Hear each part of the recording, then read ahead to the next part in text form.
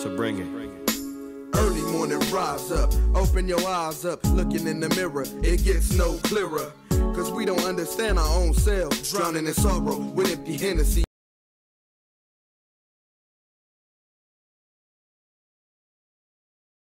Paper chasing, but not facing the facts that as a nation, we all done got lax and letting the devil control us. And thinking like them damn Africans, they sold us. We in captivity because they hold us. Working hard with heavy burdens on our shoulders.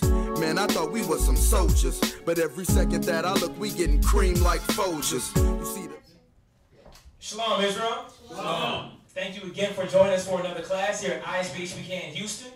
Our address is 8524 South Braeswood Boulevard, Houston, Texas, 77071. And we definitely ask for you to come out to class if you're here in the Houston area or the surrounding area. Definitely make time to come out. We also have a school in San Antonio, Texas. That's going to be 4219 Centergate Street, San Antonio, Texas, with the zip code of 78217.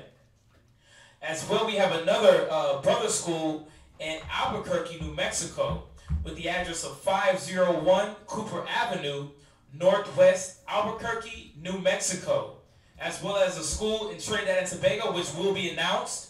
The announcements for this week, or actually just announcements in general, we have class Monday, Wednesday, Friday, and Saturday. Monday, Wednesday, and Friday, or Monday and Wednesday will be from 7 p.m. to 10 p.m. Friday will be 6 p.m. to 9 p.m. And the Sabbath morning service is going to be from 10 a.m. to 2 p.m. As well, we ask for you to join Sundays at 11 a.m. to 12 p.m. for the children's class, which is needed. Once again, you know, we're living in a society that is not engrafted or ingrained into the Bible. So if you have children, sign up on Sunday, once again, from 11 a.m. to 12 p.m., and let's get their minds molded upon the Word. We have a class, or we have a school location building up in Austin as well. And that's to be announced. So if you're in the Austin area, hit one of the priests up or via email, and we'll give you more information. As you know, you clicked on our channel right now, but we do have plenty of classes on our YouTube channel where we go through a lot of different breakdowns. A lot of your questions are answered on classes there. And we started to actually separate the questions from the classes so you can specifically look for questions that we went over through the scriptures to edify you more on your point or your question that you need answered. As well, we have a cable show every Saturday. It starts at 8:30 p.m. on Comcast Channel 17. So that's another way that we've been reaching brothers and sisters that aren't able to actually come to the school. If you're watching TV, Channel 17 Comcast, you'll see us on there. As well, we have the ISBHPK kids, like I said before, on Sundays. So that's kind of more for kids under 12 years or younger. As well, we have a Blog Talk Radio, so we're definitely on every avenue of any type of social media or any type of media to get the word out. We're on Blog Talk Radio. It's blogtalkradio.com/Mashaba, Monday through Friday at 9:30 a.m. So the brothers in San Antonio via Albuquerque, New Mexico are definitely diligent and consistent with the Blog Talk Radio. So whenever you need that morning inspiration, that morning word with a live class, you have to check that Blog Talk Radio. Again, that's blogtalkradio.com/Mashaba, and that's going to be Monday through Friday, 9:30 a.m. So there's no excuse. The word is being pushed out via the radio, via classes on YouTube, because everybody has a phone, especially a smartphone now. If not, you see us in the streets. If you have any questions outside of class, any personal questions, we have the priest's number to where you can contact them. So Priest Kazakia, his number is 281-707-2737. This is Priest Kazak. Priest Kazakia. Once again, it's 281-707-2737. As well, we have Priest Quatazap Ash. His number is going to be 303-557-8979. Again, that number is 303-557-8979. And if you have any other questions that you just want to email us, you can hit us at the email at isbhbk@isbhbk.org. Again, that is isbhbk@isbhbk.org. And just some more news just to give you regarding the camp, the events that are coming up, the High Holy Days. We're holding a raffle to raise money for the Passover. And it's going to end January 31st. So if you want to send in some money for the raffle includes, it's going to be first place. It's going to have, for the brothers, it's going to be a tunic and a headband. Once again, each ticket will be $2. And these raffle tickets are going towards the Passover. But once again, the prizes will be for first place prize, a tunic and a headband for the brother. If it's a sister, her first place prize will be a leather fringed bag. Second place prize is going to be for the brothers, an armband and a headband. For the sisters, a leather Bible cover. Those are classic, man. These are some definitely intricate, detailed Bible covers and tunics and headbands that are being won from this raffle. Third place prize is going to be a headband for the brothers. As well for the sister is going to be a head wrap. Some more information since it's coming to Passover. Passover is on April 1st in Houston, Texas. All right, so we're going to be holding it down here in Houston, Texas. So all our brothers and sisters from San Antonio, Albuquerque, and other joining states is going to be coming out here. So if you need any more information, please hit the email, or like I said, text or call one of the priests and we'll get more information for you. As well, we're taking the money for Passover garments. If you need a garment, hit the sisters up on Israel Wear, and we'll definitely take care of your garment. Once again, like the scripture says, man, put on your righteous and beautiful garments. And that's what we're here to do. So the sisters are definitely able to make that for you upon your request. But if it's not regarding the Passover garment, Israel Wear is going to be stopping orders until April 15th to make sure that we definitely take care of this Passover garment order. Once again, Israel Wear is stopping their orders until April 15th. And another information is regarding Purim. Before you go there, for the Passover garment, there's a cutoff. You know what it is?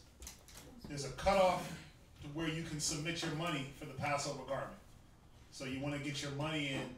If you want a Passover garment, you want to get that in ASAP, as soon as possible, because there will be a cutoff. You don't want to get left out. So get your money in as soon as possible. The garments are made according to ranks. So if you need a garment, contact the sisters on Israel Wear. Brothers in here, you know what to do. But you need to get your money in because there is a cutoff period when they're going to stop taking the money for garments. Okay, so make sure you're on top of that. Yeah, like he said, all the orders for Israel Wear, aside from the Passover garments, that's on pause until what, the 15th? Correct, April 15th. Right. So if you got Israel Wear orders outside of the Passover garment, they're gonna hold off on that until April 15th. Okay. Go ahead. Purim is going to be March 16th, 2018. So mark that on your calendars. Purim is March 16th, 2018. As well, like I said, we have a penny wars contest for the Passover as well. So we're collecting pennies for the brothers and sisters. Once again, there's going to be a prize at the end.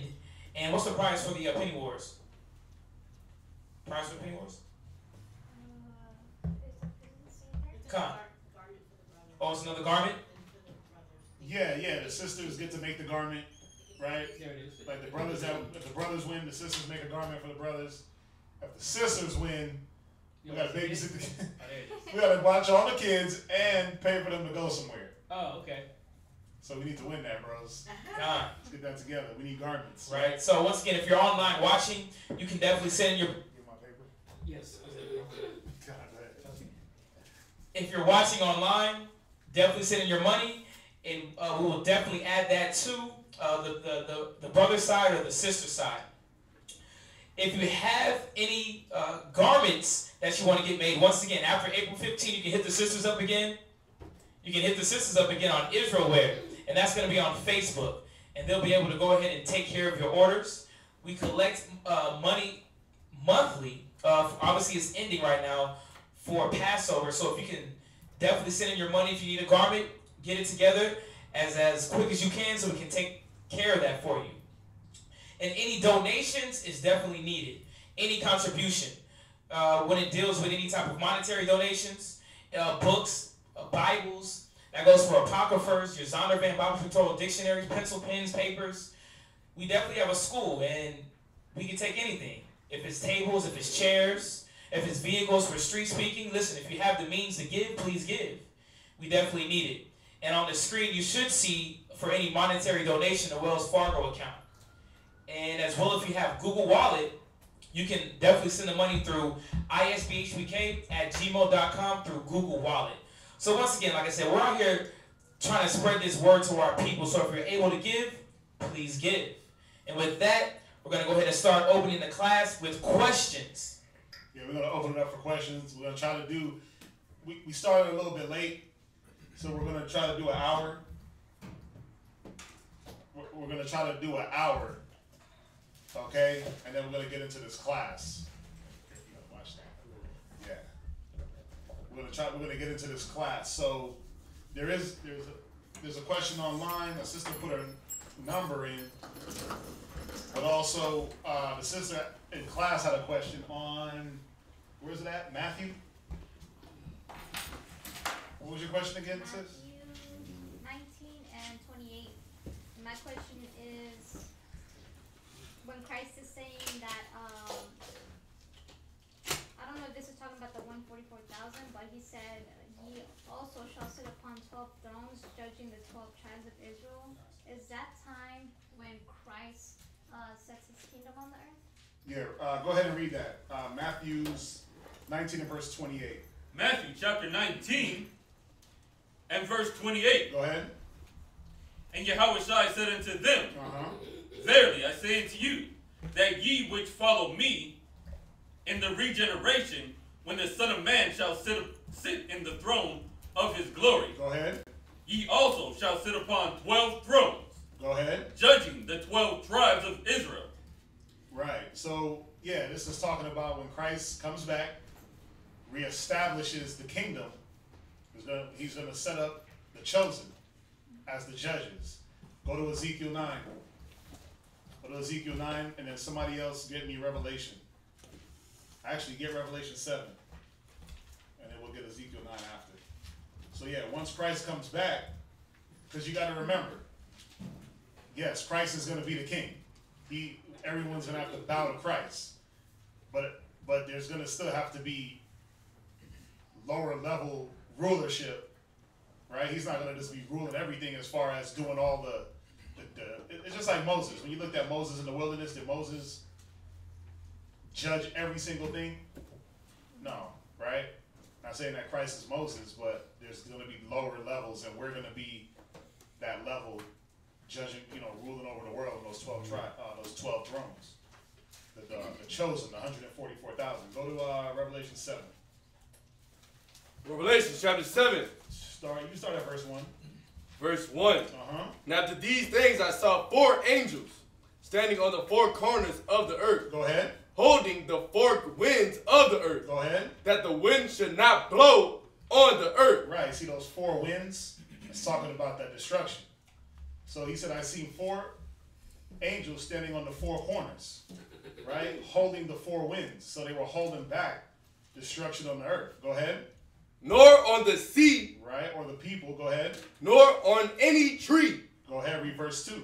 And I saw another angel ascending from the east. Right, so who is this? If we got the 4 angels, right? We got the 4 archangels that are holding back the destruction. And verse 2 said, I saw another angel ascending from the east. Who's that talking about? Christ. Go ahead. Having the seal of the living God. Go ahead. And he cried with a loud voice to the 4 angels, to whom it was given to hurt the earth and the sea. You see that? So we know the angels are going to come through and destroy this place. They're going to set it off, right? They're going to get it going. But Christ is going to give the order. So after that happens, go ahead and read verse 3. Say, hurt not the earth. Do what? hurt not the earth, Go ahead. neither the sea, Go ahead. nor the trees, Read. till we have sealed the servants of our God. Till we have done what? Sealed the servants of our God. Right. So the 144,000 have to be sealed. Now somebody give me Ezekiel 9. Ezekiel chapter 9, verse 4. Go ahead. And the Most High said unto him, Go through the midst of the city, Read. through the midst of Jerusalem, Go ahead. and set a mark upon the foreheads Right. Set that seal on the foreheads. Go ahead. of the men that sigh and that cry. Yeah. So the seal are going to be the men that sigh and that cry, that hate the wickedness that go on in the earth, that hate the wickedness, that hate America, that don't want to be attached to this place, attached to the doctrines. We ain't about the homosexuality, the drugs. We don't care about getting rich or die trying. We don't care about what mama says, right? That seal, those seal, those ones that cry in that side, they're gonna be standing up for all the injustices. Y'all get that? Go ahead, read on. For all the abominations, For all the what? all the abominations Read. that be done in the midst thereof. Yeah, we're gonna hate the abomination. So the Most High said, set a seal on those men. Set them apart, mark them. Go ahead. Verse 5. And to the others he said in my hearing, Go you after him through the city, and smite. And do what? And smite. Read. Let not your eyes spare. Yeah, we ain't gonna spare nobody. When the chosen are sealed, the rest are done. No, it's not gonna be like, oh, look at the little baby. Oh, she's so cute. What's that? So there's not going to be, aside from the 144,000, there's not going to be anybody else righteous? Well, of course, there's gonna be other righteous, but as far as the judging, the sealed, the chosen, Okay. of course, there's gonna be other righteous people. But see, there's gonna be a time when the 144,000 have to be sealed. Go ahead. And to the others he said in my hearing, Uh-huh. Go you after him through the city. Because think about it. You think is it just going to be the 144,000 and then that's it? That's all of Israel? Because the 144,000 represent what? The ruling body, the governing body. The governing body, right? So what are they going to govern? There's nobody else. But there's going to be wicked that needs to be wiped off. You got to remember, what does it say in Zechariah? That 2/3 are going to be cut off, right? Zechariah the 13th chapter and the 8th verse, right? Somebody else get that. But 2/3 of Israel are going to perish. You see that? Read on. Let not thy eyes spare, Go ahead. neither have you pity. Uh-huh. Slay utterly. Do what? Slay utterly. Read on. Old and young, Old and young are going to be slayed utterly. Go ahead. both maids and little children. Both what? Maids and little children. Okay, so little babies are going to die? And maids? Yeah. Read on. And women. And what? And women. I better get right. Read on. But come not near any man upon whom is the mark. Right. You see that? What's up? It's like Terminator, man. You know, we never seen the movie Terminator. Terminator had like the just like what was that? We just had like a red mark on his enemies, or any type of robot just had a red mark on the enemies. It's the same thing with the angels gonna have. It's crazy. Just when you think about it. You see that? Like the laser on the forehead. They gonna get blocked. I haven't seen the Terminator, so I lost me. I mean, I've seen it, but that was like years ago. Yeah. So you get that? So the 144,000 come out of the 1/3, because 2/3 are going to be cut off. So whenever it says the governing body is gonna judge the 12 tribes, that means that the 12 tribes that are off. Like, is that gonna be up for everything? That the governing body is gonna be judging the 12 tribes of Israel? Yeah. Okay. We have to have rulers and governors, right? Well, that's 7 verse 9. Where you at? Revelation. 7 Oh yeah, go ahead. You jump back to Revelation? Yeah, go ahead. Revelation 7 verse 9. After this I beheld, and lo, a great multitude. A great what? A great multitude. Go ahead. Which no man could number. Read on. Of all nations. Of all what? All nations. So Israel's going to come out of what? All nations. Read. And kindreds. Go ahead. And people. Read. And tongues. You see that? So a multitude of all nations, kindreds, people, and tongues. Go ahead. Stood before the throne. Go ahead. And before the Lamb. So they stood before the throne. We know the Lamb represents Christ. Go ahead. Clothed with white robes, and palms in their hands. Right. So obviously when you jump back and you read verse 4 down, it said, I heard the number of them that were sealed, right? And they were sealed 144,000, 12,000 from each tribe, right? And then after this, I beheld a great multitude. So we know there's 144,000, the governing body. Right. But then there's still going to be other righteous that fall in the 1/3. You see that? So it's not just going to be 144,000 Israelites running through the kingdom. No. You understand that? And this is going to happen after Christ comes back and establishes that rule, that establishes the kingdom. Okay. Because I was just wondering, you know, some people, I guess, believe that once Christ comes back, we're just going to be all righteous and we're not going to be judged. You know what I mean? That's what I was questioning about the governing body judging the 12 tribes. Right. Meaning we're still going to be like, you know, maybe. Yeah. Well, of course we're going to be judged. Watch. He's going to get it. Because think about it. What is Christ coming back to do? Judge? Yeah. He's not coming back to party or hang out. He's not coming back to do what he did the last time he was here. See, that's what people don't, they have the misunderstanding that when Christ comes back, then he's going to come on the earth and everything's going to be lollipops, candy, ice cream, bubblicious gum, right? Everything's going to be all sweet. And then we get to sit with Christ and sing and dance, right? But no. You got it? That's not what's going to happen. Go to go to Luke 19:27.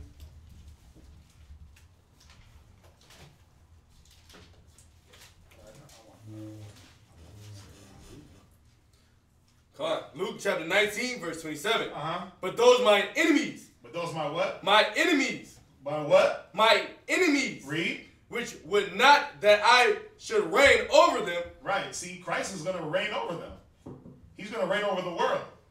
But if you don't want to, if anyone that doesn't want Christ to reign over him or them, he counts them as his what? Enemies. Go ahead.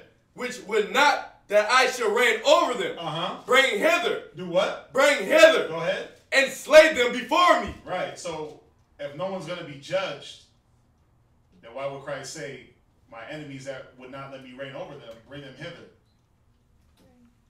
Yeah, you can go to that too. Where's you at? Right. No. But you see that? So there has to be judgment. I mean, there's plenty of other scriptures that talks about. I mean, you go there. Look, go to.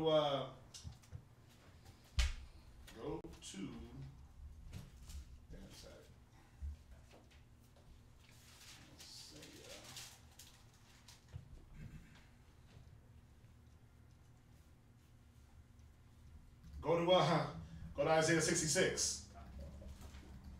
Go to Isaiah 66 and verse 15.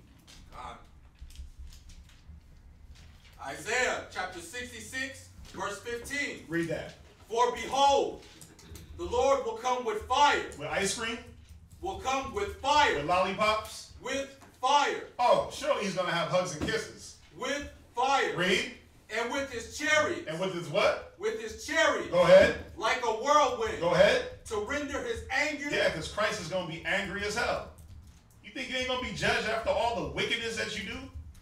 That's why it says back in Ezekiel, mark them that sigh and that cry for the abominations that are done in the land.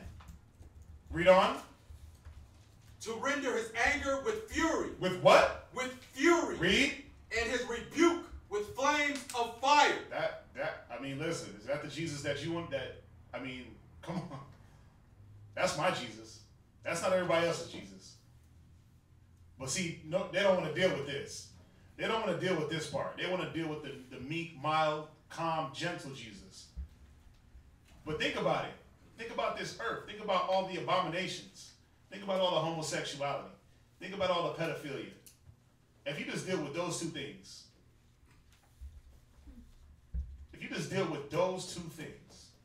forget about them robbing, raping us, taking our nationality. Forget about that. Let's deal with the homosexuality and pedophilia. You mean to tell me that they get a pass? And I'm not saying you. I'm not saying you are thinking that, but the person that you were talking to. You mean that they think, well, they're going to get a pass for what's going on?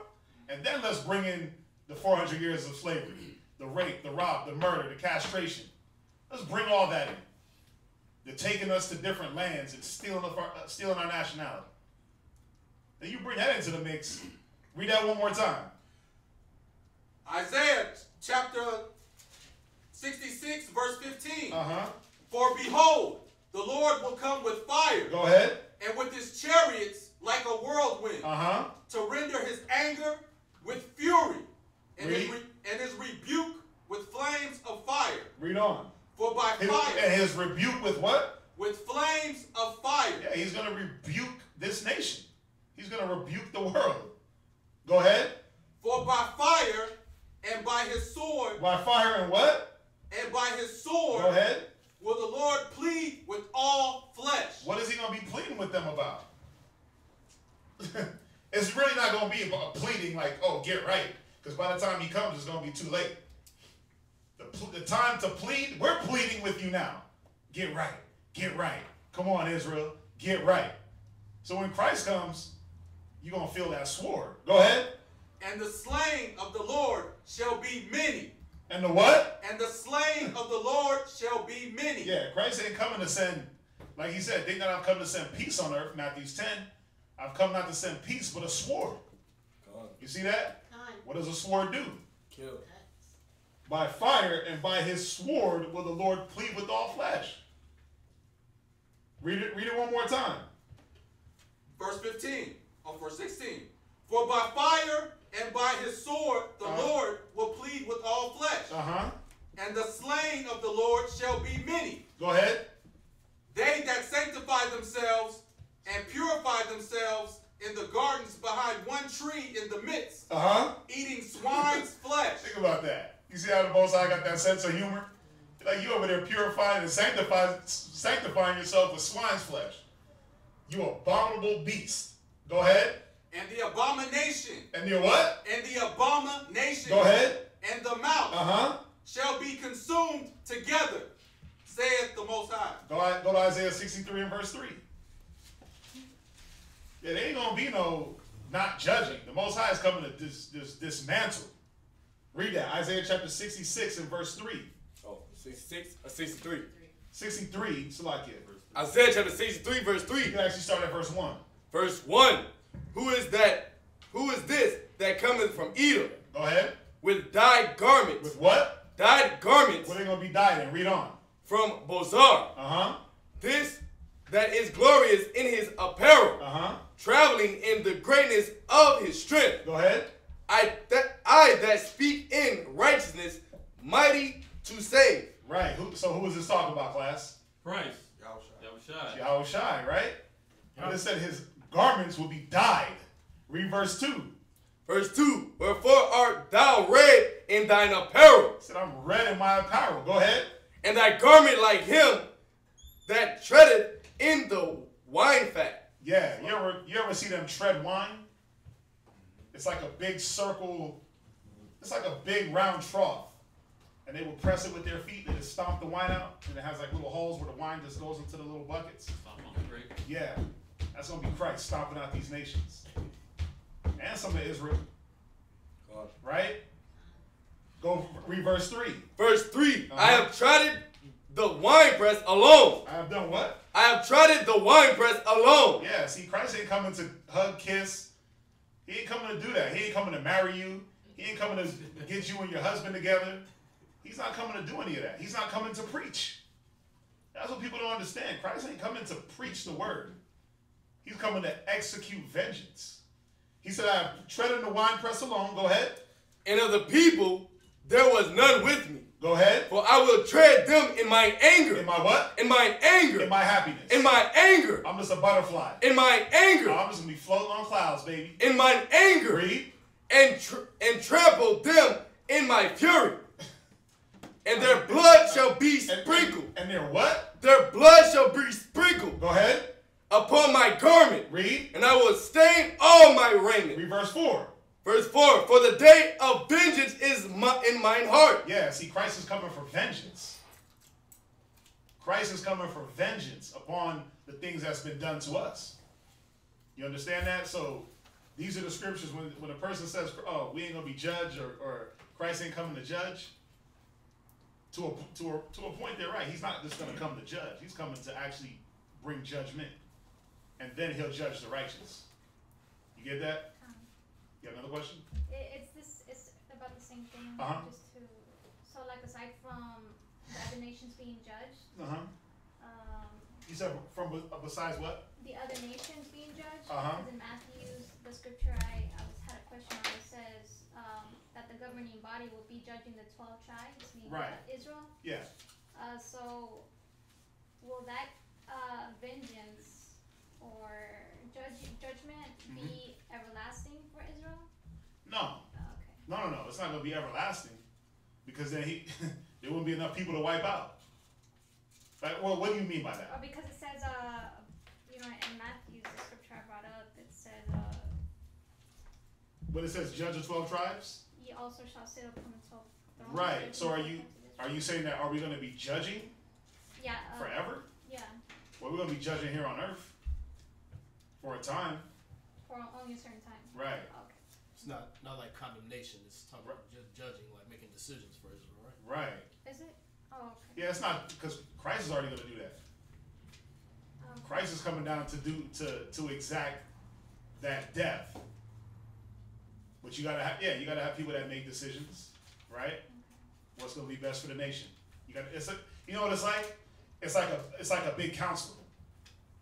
It's like 144 counselors that make the decisions. But they still have to be judged also by who? By Yahushua. He has the ultimate say. You see that? Any other questions on that? No. We got a question in there? Yeah. It says, I know a lot of Gentile questions come through, but I do have another. Am I allowed to vacation with someone who's not Israel? It's a Gentile who I've known for some time now. I'm going to say that one more time. This is Mr. Flintastic 23. I know a lot of Gentile questions come through, but I do have another. Am I allowed to vacation with someone who's not Israel? It's a Gentile who I've known for some time now.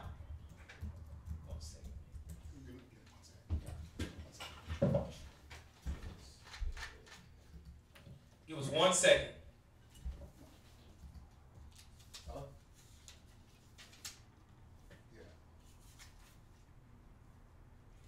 Yeah, I hear you.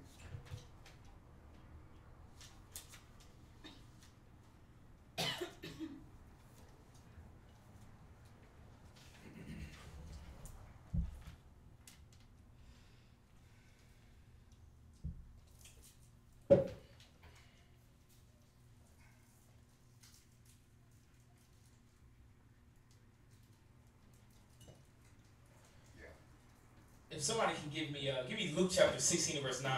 Give me 1 second. God. Hold that for a second.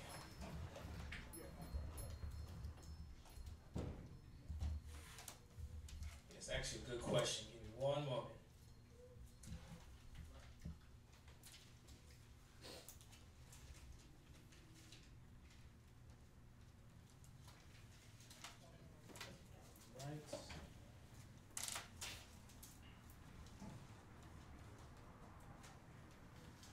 Luke chapter 16.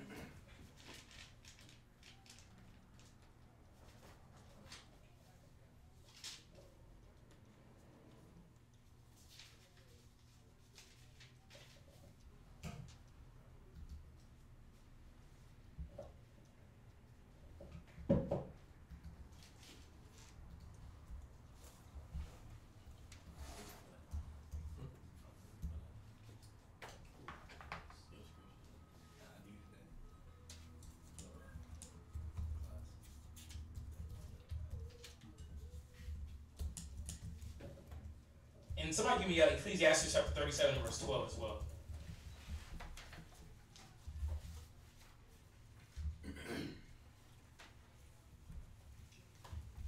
So once again, the question is, I know a lot of Gentile questions come through, but I have another. Am I allowed to vacation with someone who's not Israel? It's a Gentile who I've known for some time now. Hey, Mr. Flynn Fantastic, you can give me a little bit more details. Is this vacation like a business vacation? Is it a personal vacation? Is this a spouse of yours? A longtime friend? What specifics are in this vacation? And we'll wait for his response.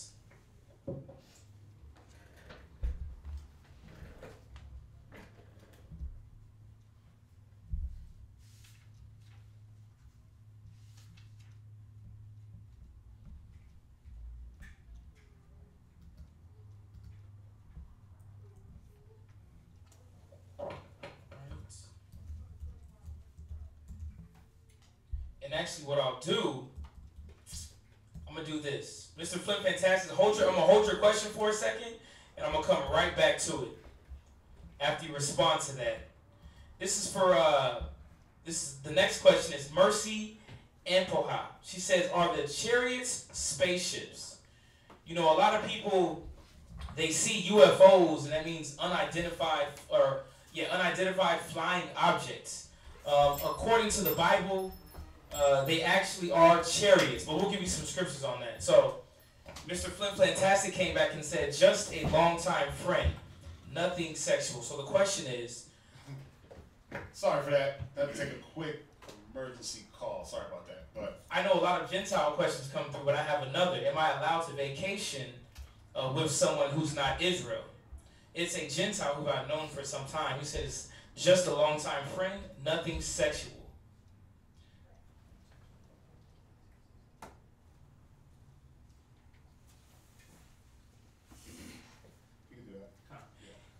Who has that, give me that Luke chapter 16 verse 9, please, first. Luke chapter 16 verse 9. Right. And I say unto you, make to yourselves friends of the mammon of unrighteousness. Read that again. Make to yourselves friends of the mammon of unrighteousness. So I'm bringing this scripture out just to give you some balance first off about understanding about making friends of the mammon of unrighteousness. Because a lot of individuals here in America, here in Babylon, that we do have co-workers, people that we deal with that's of the other nations. Is it wrong to have some type of business transaction with them? No. Is it wrong to even have friendship with them? Not at all. But once again, there's a balance with it. Read that again. Verse 9. And I say unto you, make to yourselves friends of the mammon of unrighteousness. Yeah, it says, make friends of yourselves of mammon of unrighteousness. Read. That when ye fail, they may receive you into everlasting habitation. Yeah, once again, you might slip off to where they may be able to help you. See, this is the balance in the scriptures, because we're not just bashing against the heathen nations. We are, but we're not. There's a balance in understanding that the Most High, listen, he works through sometimes with these heathen nations where you might be pulled over on the side of the road and the heathen comes over and helps you deal with your tire. But once again, we have to understand, why are we dealing with this person? Is it like you said it's nothing sexual? But this is the thing, if you're going on vacation, I mean, you got to ask yourself, what could that lead to? And that's the thing where you don't want to get, you want to foresee the evils. All right, go to Amos 3:3 real quick. Because if you're an Israelite and you know you're an Israelite, and this is a nation, you wanna be careful the way you proceed. Are we saying that you're supposed to just not ever look at a nation person and ever talk to them? No. But if this is a woman and y'all going on vacation, same hotel room, let's say, same bed, whatever. I mean, you got to be careful of the way you proceed. But read that, Amos chapter 3 and verse 3. Amos chapter 3 verse 3. Uh-huh. Can two walk together except they be agreed? Right. So you got to ask yourself, like the scriptures say, can two walk together? At least they be in agreement. What agreement do you and this nation person have? I mean, I wouldn't want to go I wouldn't go vacation with a nation with the knowledge and wisdom and understanding that we have. you know, we're not going to do that. So you got to ask yourself, what's the point? What's the short game? What's the long game? You're going to go have some fun, get some drinks, what? And then anything can happen after that. So you got to be careful. What's that? It was like that incident in Greece. Uh-huh. Where I think it was a Judite brother. He went to Greece with his with some friends, and he got beat to death. Oh wow! I didn't hear about that. What happened? He went. You said he went to Greece. Yeah. What was he, a Judite? What was his friends? Right. Esau, right? And out of all the people that went, he's the one that got beat to death. Wow. And they didn't help him. And this they was didn't. like 2 months ago, and it was all on film and everything. Wow. See, think about it. Because at the end of the day, I don't know what the nationality of this person is, but at the end of the day, think about it. You out there with Esau, you're the only Judite or only Israelite, and something goes down, they ain't gonna be there for you. They're not gonna be there to help you. Like look what happened with the brother in Greece. He said they just watched him get beat down. So you gotta ask yourself, what do we have in common? You see that? So let's see here. What do y'all have in common? What's the point? If you know you're an Israelite, and it's a woman, I mean, you said nothing sexual, right? But what happens when it turns sexual? Then what? Like I said, you get a couple of drinks in you, you start drinking, right? Start partying a little bit too much. Next thing you know, you laid up with her. Now you got a whole bag of problems. She ended up pregnant, something, who knows? But get the one that says abstain from all appearances. Oh no, the wise man foreseeth the evil. Get that one for me.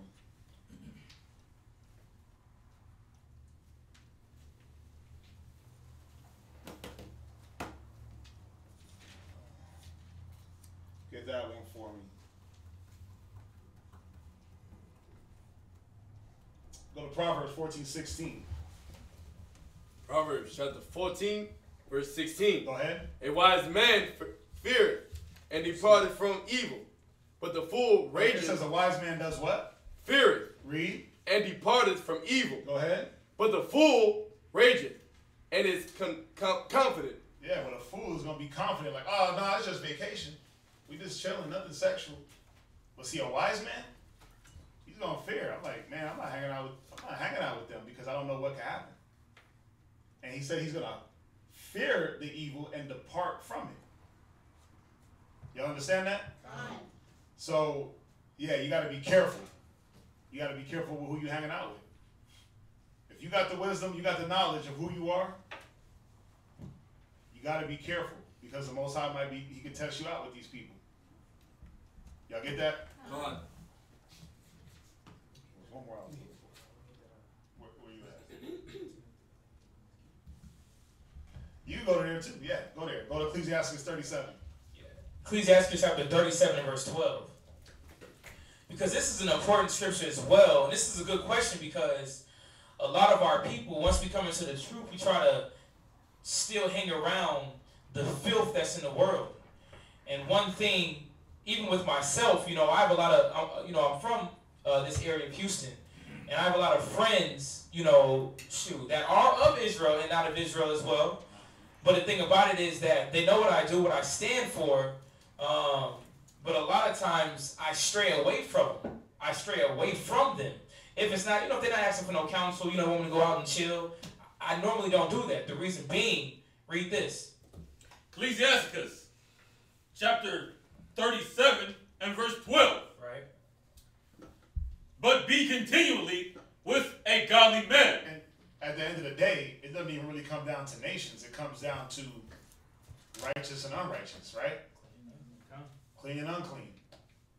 And that's what this scripture is going to go into. Go ahead. Whom thou knowest to keep the commandments. It says be what? Read it again.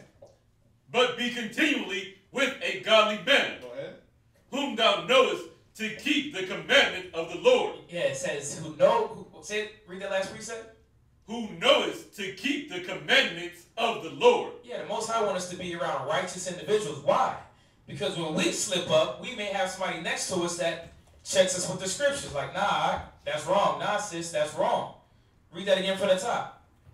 But be continually with a godly man. Right. You see, Satan likes to throw little tricks in and likes to set us up with individuals that's not godly, nor that keep the commandments, that make it seem like it's right. But a lot of times, that's where the little trick is. That's why it says a wise man foreseeth the evil. Hold on, what's going on here? Are we about to get more uplifted in the spirit? Are we going to get more righteous in the spirit with doing this activity or going on this trip? What's really going on? Continue to read. Whom thou knowest to keep the commandments of the Lord. Read. That's the problem. Is a nation keeping the commandments of the Lord? Y'all out there on vacation. They want to eat all the abominable foods. Right. And bring it to you. And then slide it over to you. Now you breaking the commandment. They want to drink and party. Right? And that's what you got to ask yourself. What are you surrounding yourself with? And that's what it boils down to. That's why it says be with the godly man, because he keeps the commandments. Read on. Whose mind is according to thy mind. Read that again. Whose mind is according to thy mind. Yeah, that's brothers and sisters in the truth as well. We have to be around like-minded individuals. Amos 3:3, like you pull. Can two walk together, at least they'll be agreed. Hell no. Once again, the scripture says being around the like mind. That's safety. The Most High is trying to keep us safe in this wicked world. America is garbo. Once again, this is an institution of transsexuals. Listen, they putting pork in all different types of food, defiling our children with TV. It says, whose mind is according to thy mind. You want to be with that person that's a rock next to you, that's able to stand you up in this wicked world as well. Read. And will sorrow with thee. Why? Because they understand what's clean and unclean, what's righteous and what's wicked. Read. And if thou shalt miscarry. Right. And that's it. Okay. But once again, it's saying that this individual is going to have your back. Go to Philippians 2:2. And then somebody else get, Philippians 2:2 is good. Gone. Philippians chapter 2, verse 2. Go ahead. Fill ye, and just on the point that he was bringing out about the like mind. Go ahead. Fulfill ye my joy. Read. That ye may be like-minded. Right. See, the nations, they're not going to be in the same mind as you. They're not going to be thinking on the things that you should be thinking on. I gotta wake up. I gotta set up my prayers. I might have to read some scriptures. But guess what? They're just thinking about partying, drinking. Oh, we're on vacation. Forget about God. Let's not worry about all that. What happens in Vegas stays in Vegas. These are all they're saying. So what does that mean? We can do whatever the hell we want. We don't have to do anything lawful.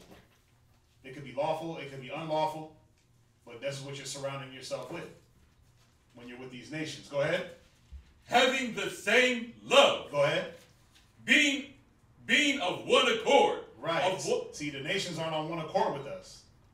They're steady pushing us down for them to come up. Sis, can you give me some water, please? Yeah. Or somebody, please. Go ahead. Of one mind. Right. They're not in the same mind once again. You got me saying once again. Right? Same mind. Same one accord. Mind, one accord. Once again. Don't say it, man. Right. Anything else on there? Yeah, we got it.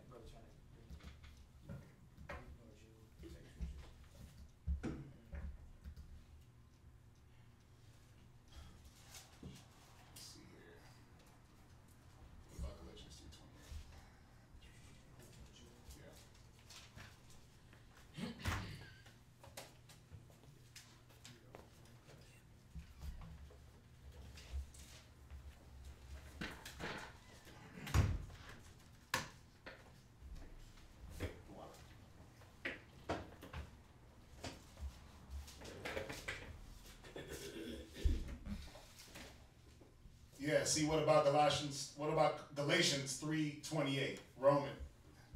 What about you didn't ask a question, but you threw a bunch of scriptures. Give me a second to get to them.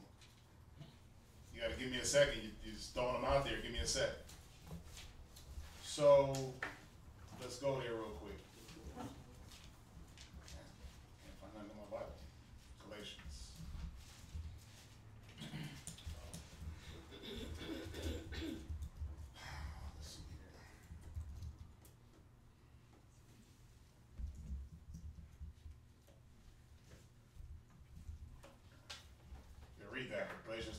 Okay, see, people misunderstand when it's talking about Jew or Greek. When he says there's neither Jew nor Greek, what was Paul dealing with? Who was Paul dealing with? Paul was always dealing with Israel in a Gentile state of mind. Like Paul said, he was the apostle of the Gentiles, right? But what Gentiles? It was Israel in a Gentile state of mind. So when you go to Galatians 3:28, when you go to Colossians 3:10, what you got? What does it say? Read that. This is Acts chapter 2 and verse 11. He tried to throw this out, but it says, Cretes and Arabians, we do hear them speak in our tongues the wonderful works of God. But we have to understand what individuals was being talked here. Now go to Acts chapter 2 and verse 1.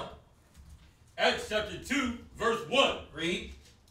And when the day of Pentecost was fully come, they were all with one accord in one place. So you have to understand who was in this place. Go to verse 5. Verse 5. And there were dwelling at Jerusalem Jews. Hold on. What? Dwelling at Jerusalem. Right. Jews. Say it again. Jews. Read. Devout men. Read. Out of every nation under heaven. Say it again.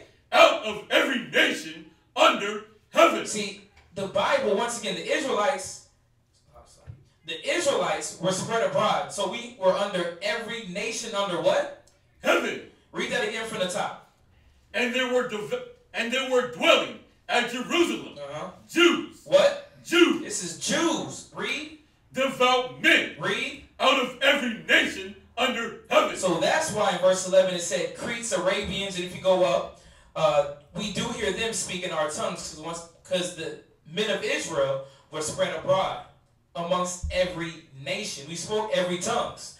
So when you deal with Colossians, Galatians, Paul was dealing with Israelites. Bro, keep talking now. Start at verse 5 again. How did you guys answer the question about that vacation?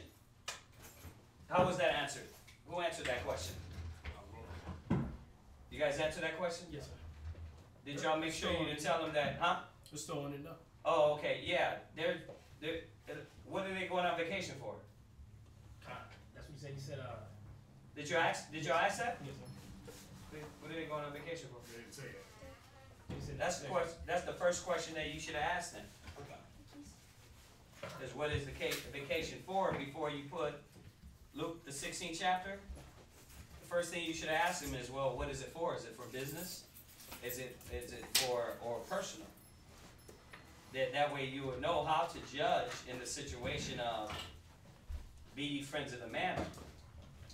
Because friends of the mammon is talking about using wisdom. It's talking about using wisdom in the environment you're in with the nations. Right? Not just bending off with the Gentiles. Right? Come? Yes, sir. All right. No, I'm just adding. I just caught the end of it. I was just trying to come in and see how that was answered. No, he asked me, that's why he said, just a long-time friend, nothing sexual. Right, but that's not answering the question. Why are you going on vacation?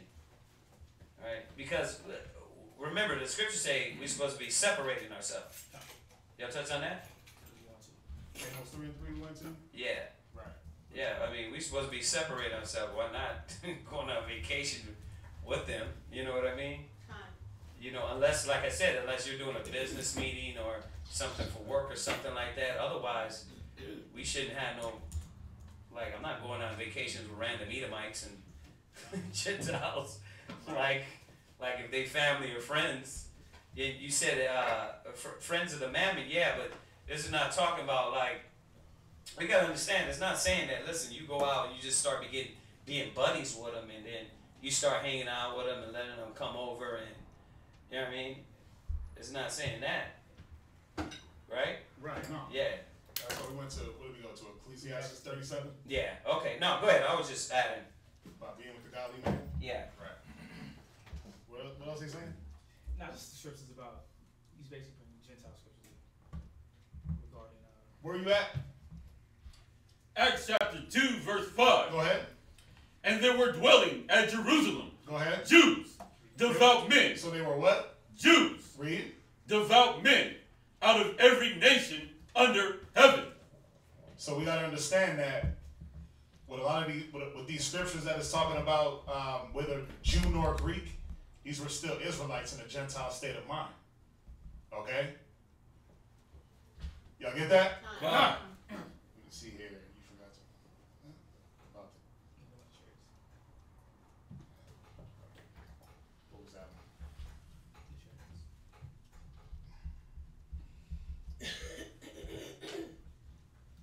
Chariots, spaceships. Chariots are the vehicles. The vehicles of the angels.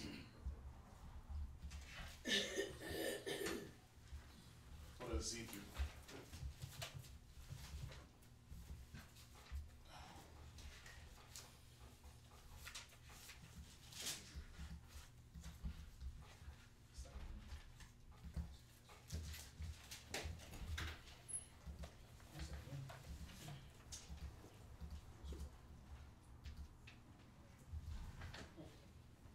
I'll actually, I can hold off on that one. I'll come back to that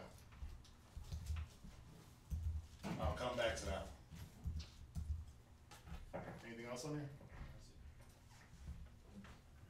What, the cherry one? What, you starting your class already? Is that why you're saying that? Yeah. Oh, okay. Yeah. We can go into that. Send her that one on the chariots. What's it called, that one? Chariots of the Most High. Chariots of the Most High. We'll send you a link on that, sis, because he's trying to touch on his classes. Touch on his class tonight.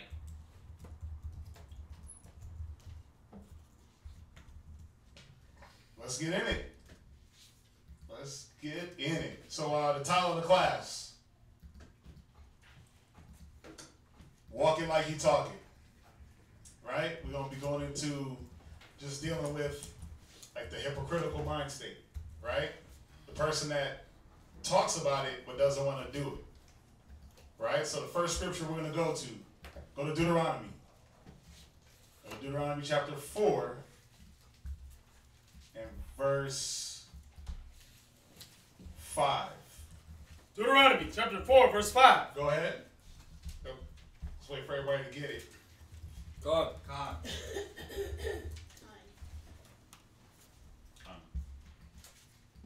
Go ahead. Deuteronomy chapter 4 and verse 5. Behold, I have taught you statutes and judgments. Right, so this was the Most High letting us know through Moses that he taught the nation of Israel statutes and judgments. Right? So when you teach somebody something, what's the whole purpose of teaching it to them? What do you want from it? You want them to, of course, learn and Right. apply. You want them to do what? Apply. You want them to learn, And then apply. apply it, right? You want them to do it. Because what's supposed to come out of doing it? What are you supposed to get?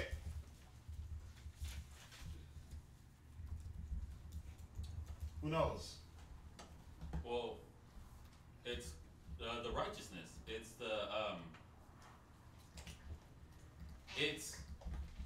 it's the righteous acts. It's how to guide your life through these judgments and these statutes. Right? There's something that's supposed to be yielded. We're going to see. Read on. Behold, I have taught you statutes and judgments, Uh-huh. even as the Most High my power commanded me, Go ahead. that you should do so. That you should do what? That you should do so That you should do so. Go ahead. in the land whither you go to possess it. Go ahead. Verse 6. Keep therefore and do them. Wait, keep them and then store them up and never do them. Keep therefore and do Wait, them. act like I never said it. Do them. Go ahead. For this is your wisdom. You see that? Because for in doing them, this is going to be the wisdom. Go ahead. And your understanding. And your what? And your understanding. Go ahead. In the sight of the nations. Right. So when you do something, it's supposed to yield the wisdom. Now everyone else looks at you and say, wow, this is a wise man. This is a wise people. What's up, John? You got a look on your face. No, What's I up? was just listening. Oh, you good? Yeah. Okay, you got to look like. No. Wait, what?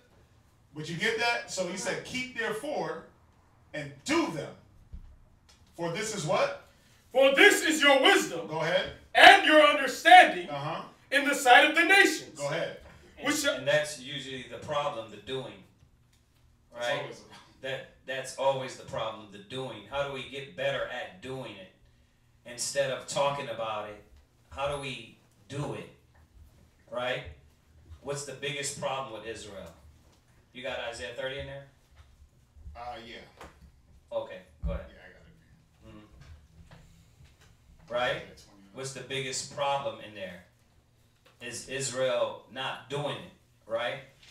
Why can't we function on the level that we want to? Because we don't really want to do the actions. We don't want to go through the things that is going to help us do it, right? Yeah. This is the problem. And you know, when we talk about these subjects, we got to remember the reason why it's like that. We talk about these points is because this is a continual battle with the old man, the old person that's come in the truth and that now doesn't want to do the work. We want to think, you know, everybody always like, yeah, you laugh when we talk about the churches. But you got Israelites sitting in here is just like the churches. Like, they be sitting here for years, but they don't want to do the work. They want to do like the churches. Praise them with their mouth, but their heart is far from them.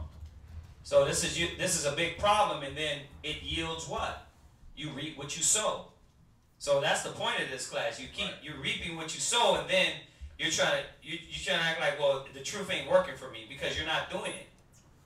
You know, that's why I always say, just because you're sitting here, just because you read in the Bible, don't make you a Hebrew Israelite. Right? So, but go ahead. I didn't get to Isaiah 30. I got 29. Okay, go to Isaiah 30 real quick. I didn't want to throw it in when you didn't have it in there. No, that's why I asked. Yeah, I got 29. Yeah, read that Isaiah 30. Go ahead. Isaiah 30. Verse 1. Verse 1, yeah. Isaiah chapter 30, verse 1. Right. Woe to the rebellious children. Right. Saith the Most High. Right. That take counsel, but not of me. Right. This is the problem. Is that you want to take advice, you want to take counsel, but not of the Most High. Go ahead. And that cover with a covering. But not of my spirit. Go ahead. That they may add sin to sin. Right, that they may add sin to sin. Now you're going to jump down. I'm not going to go the whole chapter. It's verse 9. Go ahead. Verse 9. This is a rebellious people. Lying children. They're what? Rebellious people. Right. Lying children. And that's a problem. Rebelliousness is a problem. They're what? Lying children. Yeah, Israel's liars, man. Israel be lying. They don't want to be straight up with themselves. You know, that's why, you know, I was talking to you about it the other day about being straight up, being forward, and really watching your intentions. A lot of you don't reap from your works because there's a slight root of wickedness there that always is holding you back. So you would do things, but you'll be fake. You would do things, but you won't do them with your heart. You would do things, and you'll have something in the back of your mind why you're doing it. You're lying. You're lying to yourself. And why do we got to punch you in the face with this class? Because a lot of you don't understand why you're not going to succeed. Because you got to stop being fake and phony. You got to stop lying to yourself. A lot of Israel, they do that in the world. Liars. Try to act like they believe in the Most High, but they won't do the works that show they believe in the Most High.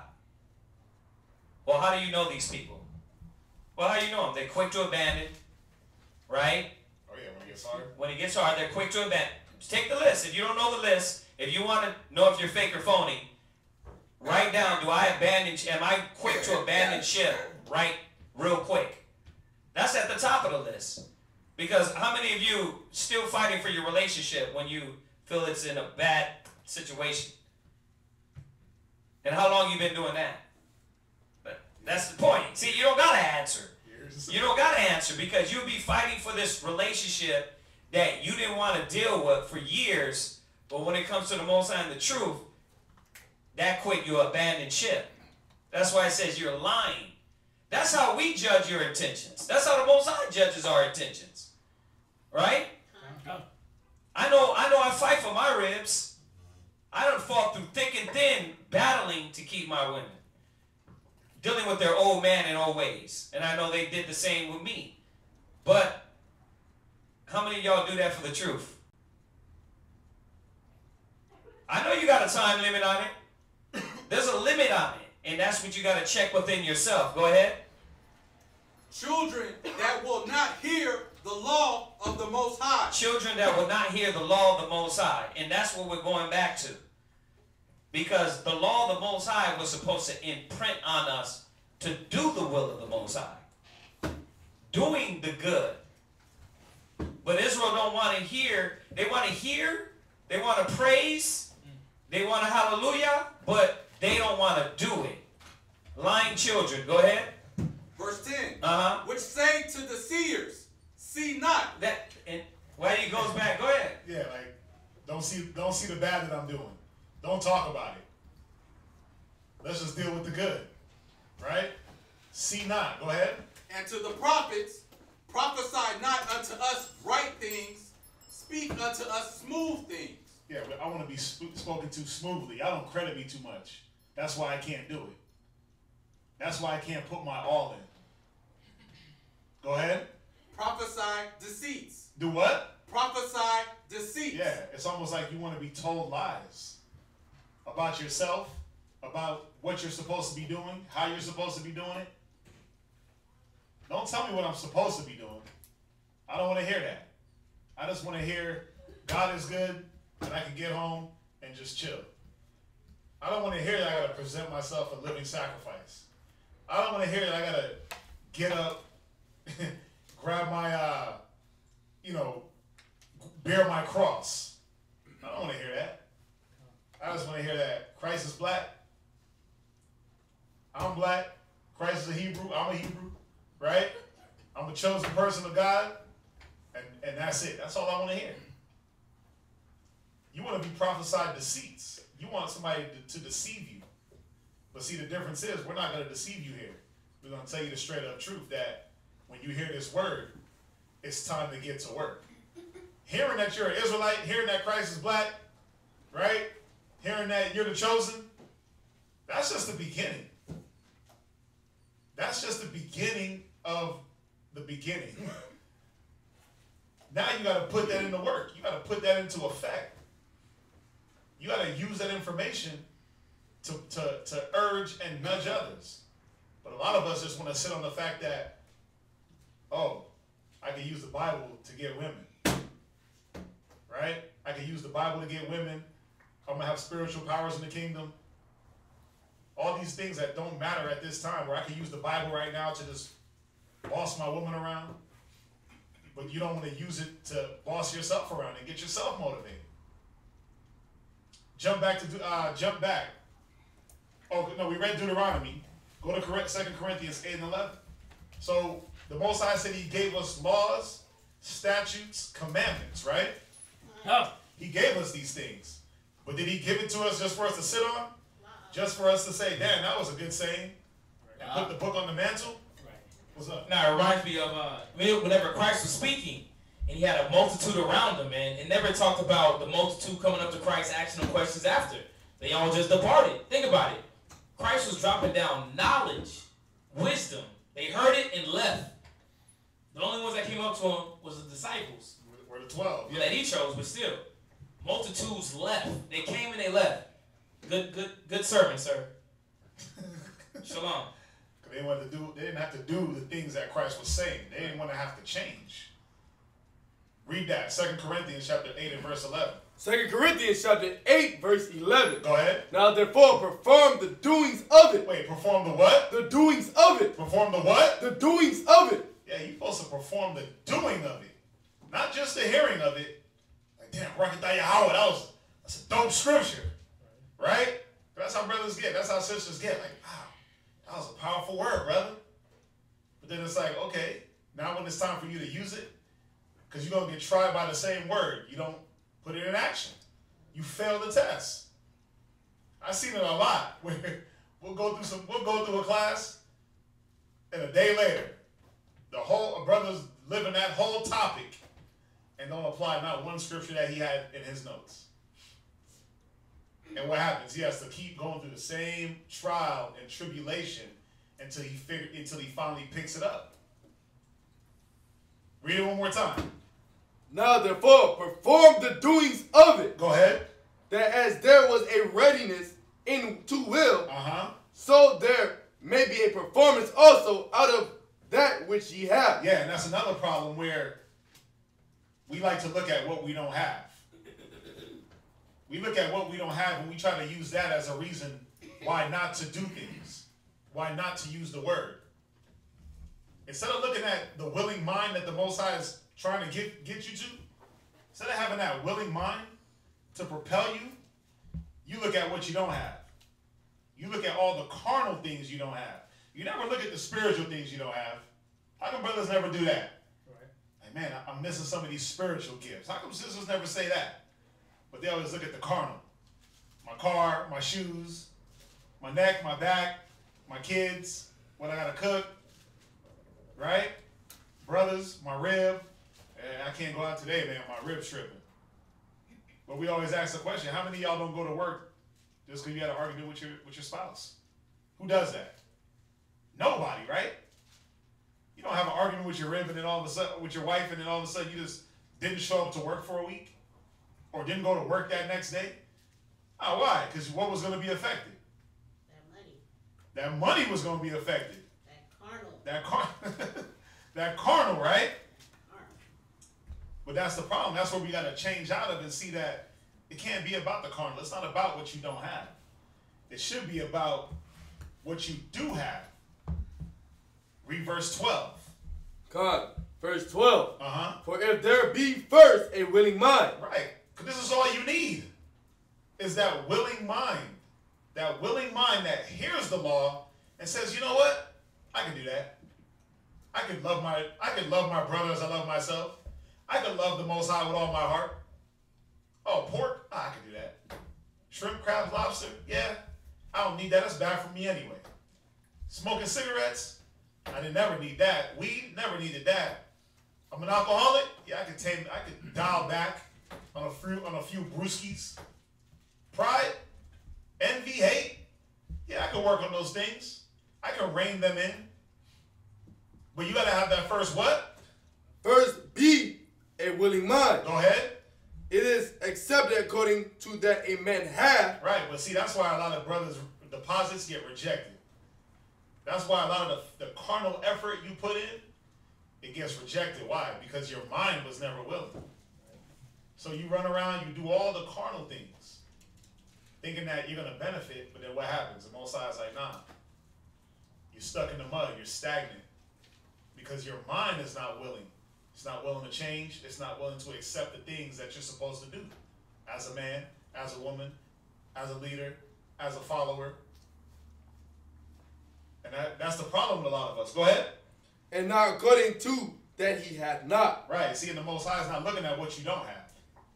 He's looking at what you do have. And it's that mind that can adapt to change. It's that mind that can adapt to the way, the natural state of how we should be, which is law-abiding citizens, right? Why are you saying that? Law-abiding citizens. Go to Psalms 103 and verse 20. So now that we see the Most High doesn't accept that non-willing mind, the reason why things don't get accepted, the reason why our endeavors, the things that we pursue, why they never pan out, the reason why your relationship is so tough, the reason why dealing with brothers is so tough, because your mind got to be willing. Read that, 103 verse 20, Psalms. Psalms chapter 103 verse 20. Go ahead. Bless the Most High. Bless who? Bless the Most High. Go ahead. You, his angels. Go ahead. That excel in strength. See, there's a reason why you don't excel in strength. It's going to tell us. Read on. That do his commandments. That do what? That do his commandments. Yeah, see, there's a reason why we don't excel in our strengths. Because we don't do the commandments of the Most High. See, the angels, they never not do the commandments. That's why when the Most High sends them out to do whatever work it is, the scriptures say they accomplish their works, right? They will not stop until they appease the Most High. But think about it. The scriptures say we're going to be judging angels, right? Yeah. How you going to judge angels if you're not as strong as them in any facet of the word strength? Spiritually, physically, how you going to judge? The only way to get to that strength is to do what? That do his commandments. Go ahead. Hearkening unto the voice of the Most High. Yeah, and this is the problem. Sisters don't want to hearken unto the words of the Most High. They want to hear it, but they don't want to actually let it sink into the brain. Let it go into their inwards. Let it permeate your mind, your spirit, your soul. You don't want to live by it. Read verse 21. Verse 21. Bless you the Most High, all you his hosts, you ministers of his, that do his pleasure. See, and that's the problem. We think that it's about our pleasure. We think it's about what we want. But it said we have to do the pleasure of the Most High. And this is where we get caught up. This is why your works. This is why, like I said, your endeavors, your relationships. This is why they don't work. This is why there's no strength in your relationships. This is why it's always arguing, fighting, all types of nonsense. Why? Because instead of doing what the Most High, doing the program, following the commandment, following counsel, it's like, nah, I'm going to do my own will. I'm going to see how that works. But what happens? My ribs gone. Lost this, lost that, lost my job, lost my kids. Y'all understand that? Yeah. Go to Matthew 7 verse 24. Matthew chapter 7 and verse 4. 7 and verse 24. Matthew chapter... Go ahead, huh? Matthew chapter 7 verse 24. Go ahead. Therefore... Wait for them to get it. Y'all got it? Come. Go ahead. Therefore, whosoever hears these sayings of mine. Right? So, Christ said, whoever hears the sayings of his, because we know we're supposed to hear them, right? You got to hear them. Go ahead. And do it them. And what? And do it them. Go ahead. I will liken him unto a wise man. Right. This is how you become wise. Go ahead. Which built his house upon a rock. Right. But see, a lot of brothers, they build on sand. They build on paper mache. They build on putty. They build on sandpaper. They build on quicksand. You build on every foundation and thinking that the building, the tabernacle that you're going to build is going to stand. Because why? In your own mind, this is how I need to do it. This is how I want to do it. This is what seems right to me in my own reasoning. Instead of following counsel, instead of following the experience that's gotten other men through, and not just one or two men, but men, multiple. Instead of following the different experiences to say, yeah, we're going to go that way, and no, we're not going to go that way. It's like, I'm going to blaze my own trail. I'm a trailblazer. Right? But in that trailblazing moment, everything you put your hand to, it falls apart. It crumbles. Read on. And the rain descended, and the floods came. Yeah, so here comes that trial, that tribulation.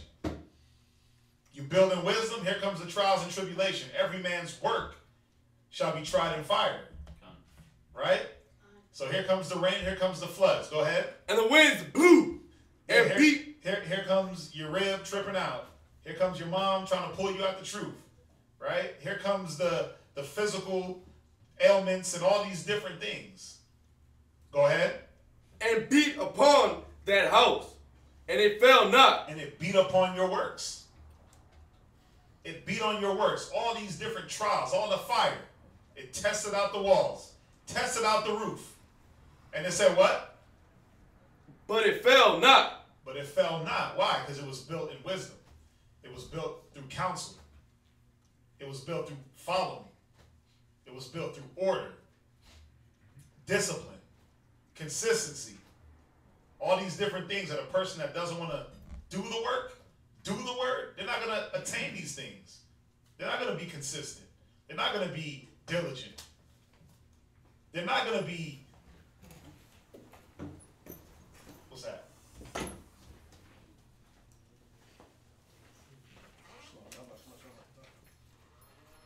Yeah, we can go there. I like that. Read on. Oh no, go there. Go to where he's at. Give me Tobit chapter 4 and verse 5. Tobit chapter 4 and verse 5. And I like that because this individual that's prosperous, he's doing it the Most High's way. The most he's walking the path that the Most High has put him on. Tobit chapter 4 and verse 5. Tobit chapter 4 and verse 5. Read. My son, be mindful of the Lord our God all thy days. It says, be mindful of the Lord our God all thy days. Read. And let not the will, and let not thy will be set to sin. See, he says, let not your will be set to sin, because the will of the Most High is not obviously down the road of sin. It says, basically what it's saying is, listen, don't do your lust. Don't do what you want to do, because why? That is sin to the Most High, because that's against his program. Read that again. And let not thy will be set to sin. Read. Or to transgress his commandments. Right, because we're supposed to be on the path to be righteous, to live uprightly, to follow what's been put down so that we can reap, like the priest said earlier, reap what we have been sowing. Read. Do uprightly all thy life long. Read. And follow not the ways of unrighteousness. Go ahead. For if thou deal truly. Read that again. For if thou deal truly. And I like what the priest was saying, because he said about not dealing truly. Because a lot of individuals... You lie to yourself, yeah, right? Go ahead. You're sitting there lying to yourself, and you have this... you have a game plan, another game plan on the back burner. The Most High understands that. That's why a lot of times you're not being blessed the way that you should. Because you got a small little crevice of iniquity in you. Once again, you might not be doing it physically, but it's mentally going on. Read that again. For if thou deal truly. If you deal truly, wholeheartedly, like the scripture says, come into the Most High wholeheartedly with all your heart, follow his commandments. Read. Thou doing shall prosperly succeed to thee. He said the work that you do will succeed. It said prosperly succeed, abundantly. The Most High wants to give it to us. The Most High does not want us in a destitute state. But the thing about it is your mind is in a destitute state. You're still in this slave mentality. You lack faith. The Most High wants us to deal truly. Read. And to all them that live justly. Right. Live justly. The Most High wants us to deal truly, reap prosperly, succeed, and live justly. But once again, we have to be in that right mind frame. Well, this is the thing, because it's not just about hearing the word. Right. Right? How are you able to deal truly? You got to do it. How are you going to prosper? You got to do the commandment so you can prosper. And brothers think that, oh, I'm going to just hear some scriptures and then things are just going to pop in my lap. Right. Like my river's going to be right. Like everything's just going to be all, I like to say, bubble gums and ice cream. Right. Nah, you hear this word, you're going to get tried by the word. Watch. Read Matthew 7 and verse 24 one more time. Come. Matthew chapter 7, verse 24. Therefore, whosoever heareth these sayings of mine, and doeth them, right, I will liken him unto a wise man. Right. Read on. Which built his house upon a rock. Right, because what's being tested is the fact that what you heard, did you abide by? Did you build according to? Go ahead. And the rain descended, and the floods came. Go ahead. And the winds blew. Go ahead. And beat upon that house. And it fell not, for it was founded upon a rock. Go ahead. And every one that heareth these sayings of mine, go ahead, and doeth them not, shall be likened. What? And doeth them not, go ahead, shall be likened unto a foolish man. He should be a what? A foolish man. Yeah, because you heard it, but you say, you know what? I don't need to do that. I don't have to apply that. Or what you, or you, and we're gonna get down into it. You spoke it. You was bashing everybody else over the head with it. Gotta get my rib right. You can get, listen, babe. Listen, babe. 1 Peter 3. 1 Peter 3. You banging her in the head with 1 Peter 3. Right? She got to be subject to you, but what about you? What about your subjection to Christ and to his and being obedient to his word? You see that? You got brothers. Hitting brothers. Listen, I follow the ordinances. Do this, do that. What about you? Where's your obedience to the word in yourself? Read on. Who built his house upon the sand. Right, because think about it. How can you even build a house on sand? That don't even make no damn sense. You build a house on sand, it's gonna collapse. You get you get all your ants and bugs. The ants love sand.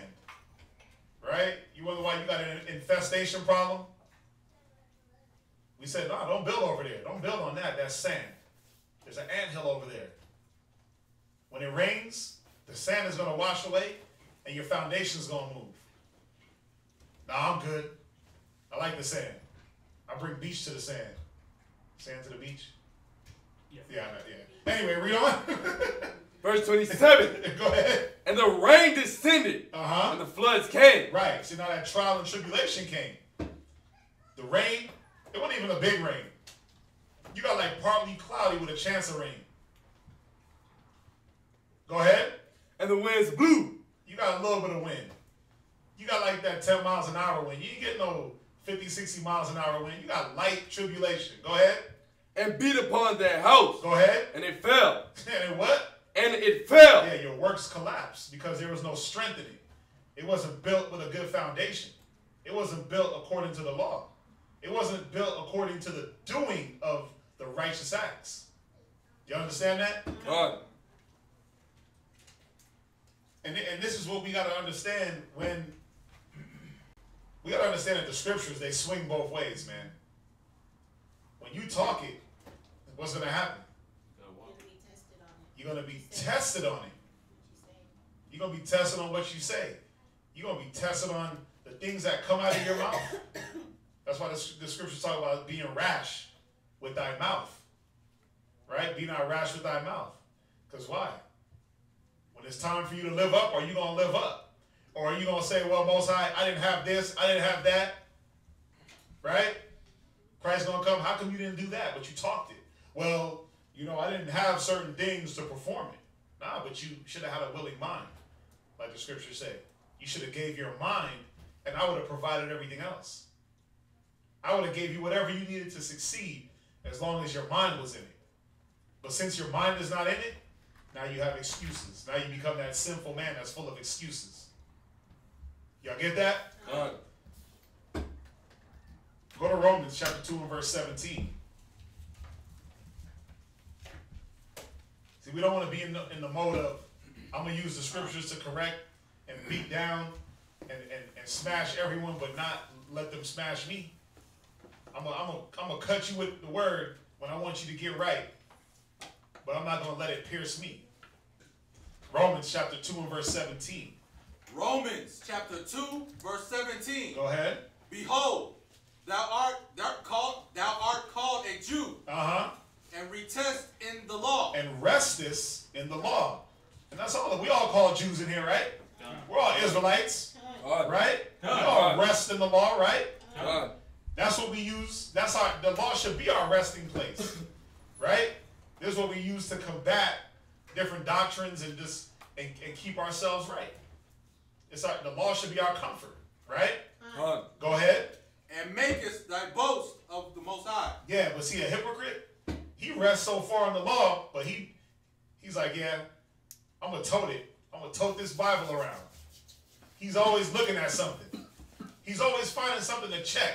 And he makes his boast of the Most High. Always boasting. Like, I got my fringes on. Yeah, I got my beard thick. Yeah, I got my border of blue. Right? I'm doing all the carnalities in the law. I'm boasting, right? Most High is on my side. I'm a law keeper. And then when he sees you, it's like, oh, you ain't keeping the law. Where's your fringes? Where's this? Where's that? Because he thinks that's what it's about. So he boasts of the Most High. Go ahead. Verse 18. And knowest his will. And what? And knowest his will. Yeah, you know the will of the Most High. This person, these hypocrites, they know the will of the Most High. Go ahead. And approvest the things that are more excellent. Yeah, and they give approval to all the excellent things. So they know the will, but they don't do the will. They approve everything like, yeah, that's right. Oh, yeah, that's what the law says, so do that. Oh, yeah, it says in Leviticus, yep, we need to do that. We don't do this. You approve what's right according to the law. You got all your checks and balances down to a T. Go ahead. Being instructed out of the law. Because this person has been instructed out of the law on how to live, on how to guide his house, on how to move around society. Go ahead. And art confident that thou thyself. Read it one more time. Just read it slow. And art confident that thou thyself art a guide of the blind. Yeah. So this man got all the law down. He got all the precepts. And he's so confident in himself that I can lead. I can guide the blind. I can get everybody right. I'm going to use this to get everybody going. I'm going to check everything. I'm going to be on top of them. In all confidence. Ain't nothing wrong with that, right? Nothing wrong with that. Resting in the law. Professing the goodness of the Most High. Knowing the will of the Most High. Guiding the blind. There's nothing wrong. That's what we do, right? But do we... Is that just it? What do you got to do? You said what? And that's where a lot of us fail, where when it comes time for us to do and not just preach, it's like, man, there's always what?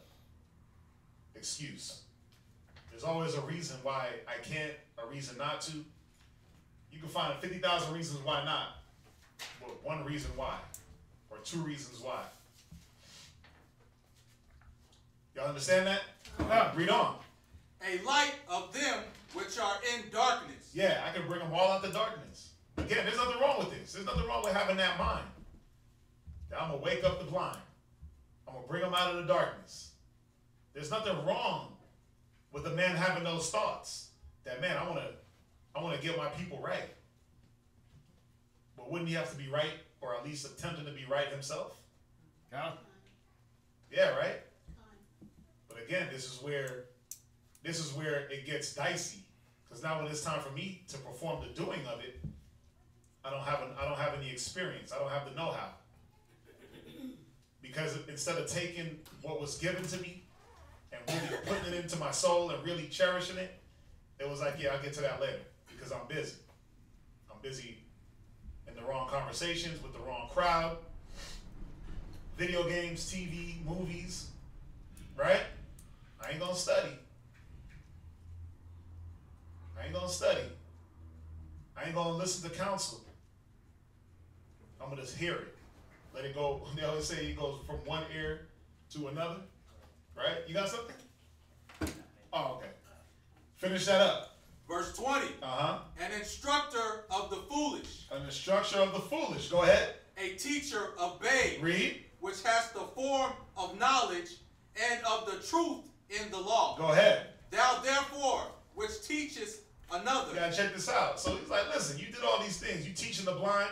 You're confident, right? You rest on the law. You teaching everybody. Thou therefore, which teachest another. Go ahead. Teachest thou not thyself. You forgot to teach yourself. You forgot to do the things that you tell others to do. You forgot to be faithful. You forgot to be humble. You forgot to be consistent. Because why? You're busy throwing it out there and forgetting that, oh, I gotta live up to what I'm saying. I don't know if y'all hit that Ecclesiastes 37:19. Did you have it?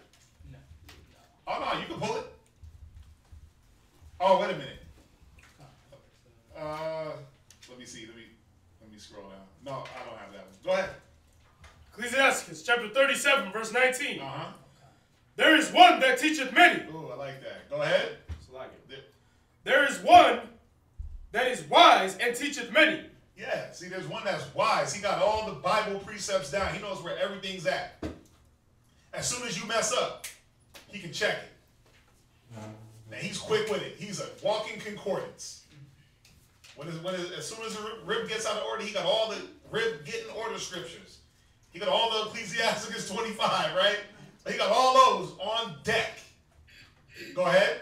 And yet is unprofitable to himself. But guess what? He's unprofitable to himself. Why? Because now when his spirit veers off, he don't have no arsenal to check his mind.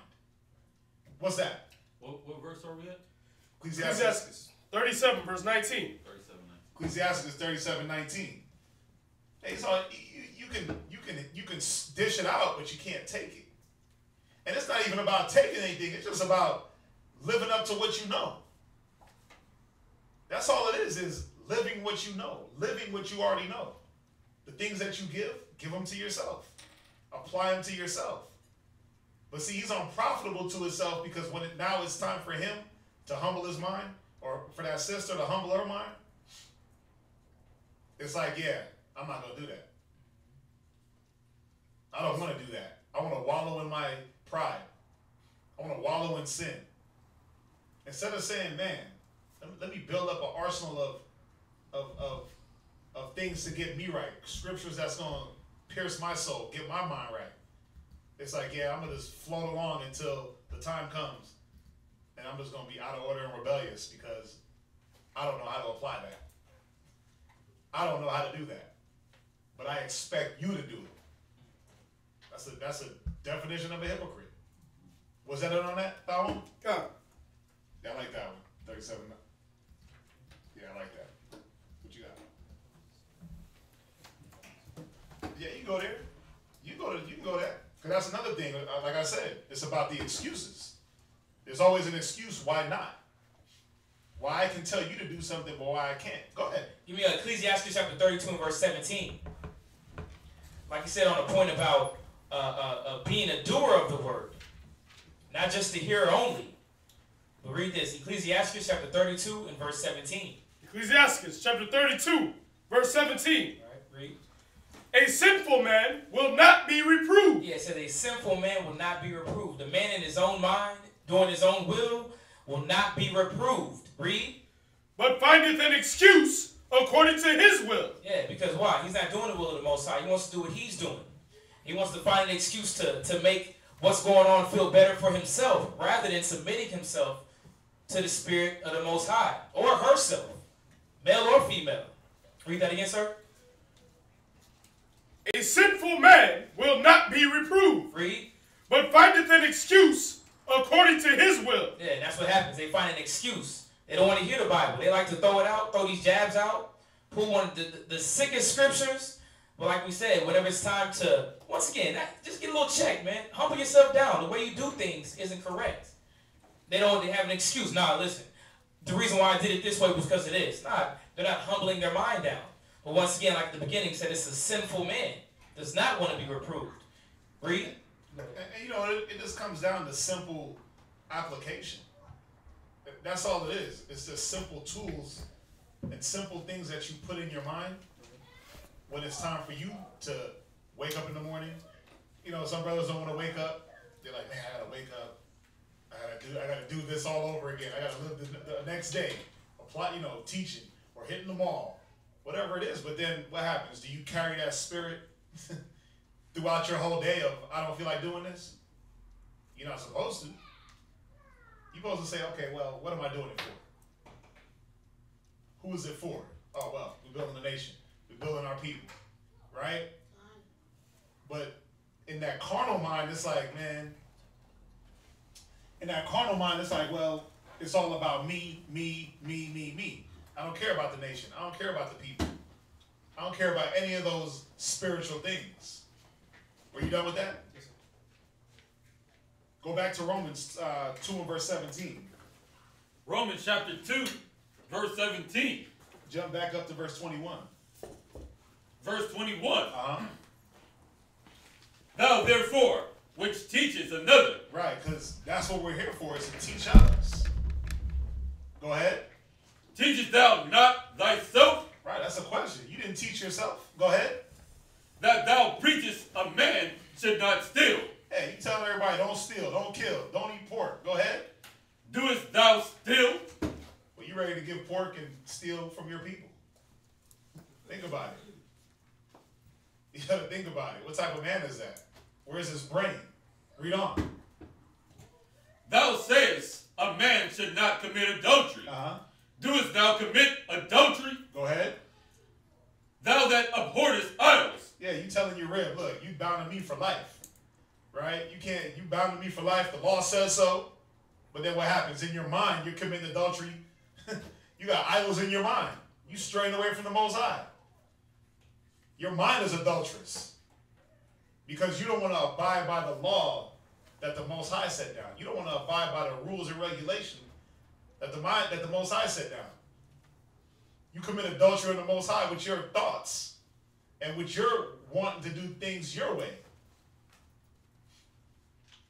Y'all understand that? Go ahead. Doest thou commit sacrilege? 23. Thou that makest thy boast in the law. Yeah, you boast the law. Go ahead. Through breaking the law, dishonorest thou God? Right. You break the law by not doing it. By not upholding what you say. By not being that example. Because it's easy to talk it. What do they say? Oh, you talk a good one. Right? Or sounds, what do they say? That sounds good. That's the sayings in the world, right? Oh, that sounds good. You talk a good one. But they looking at you like, bruh, you gonna live that? After you done talked all that, you gonna do that? Let's see what you got to do. You got your hand up. Con, I had a question. Does that go with Luke 11 and 46? Read it.